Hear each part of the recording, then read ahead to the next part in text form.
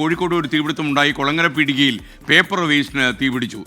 Echo purpose and scrap എന്ന സ്ഥാപനത്തിലാണ് ഇന്ന് പുലർച്ചെ തീപിടുത്തമുണ്ടായത്. ഷെഡ് പൂർണ്ണമായും കത്തി നശിച്ചു. മിഥില ബാലൻ കോഴിക്കോട് നിന്ന് ഈ വിവരങ്ങളുമായി നമുക്കൊപ്പം ചേരുന്നു. ഗുഡ് മോർണിംഗ് മിഥില ബാലൻ. കോഴിക്കോട് പ്രഭാതം പൊട്ടിവിടുന്നതിൻ്റെ തീപിടുത്തത്തിൻ്റെ വാർത്തയുമായിട്ടാണെന്ന് ഞാൻ മനസ്സിലാക്കുന്നു. കാര്യമായ പ്രശ്നങ്ങളൊന്നുമില്ല, തീ അണച്ചു എന്നും മനസ്സിലാകുന്നു. വിവരങ്ങൾ.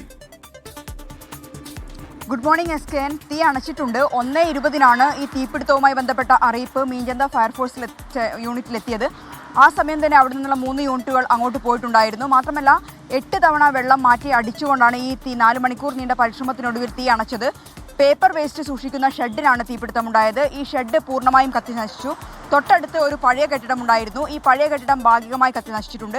ഇവിടെ ഒരു ബീഹാർ കുടുംബം താമസിച്ചിട്ടുണ്ടായിരുന്നു. അവർ ഈ ഒരു ബക്രീദിൻ്റെ അവധിക്ക് നാട്ടിൽ പോയതായിരുന്നു. അതുകൊണ്ട് തന്നെ വലിയൊരു അപകടം ഒഴിവായി എന്ന് തന്നെ പറയേണ്ടിയിരിക്കുന്നു. 4 മണിക്കൂർ നേരത്തെ പരിശ്രമത്തിനൊടുവിലാണ് തീ അണച്ചത്.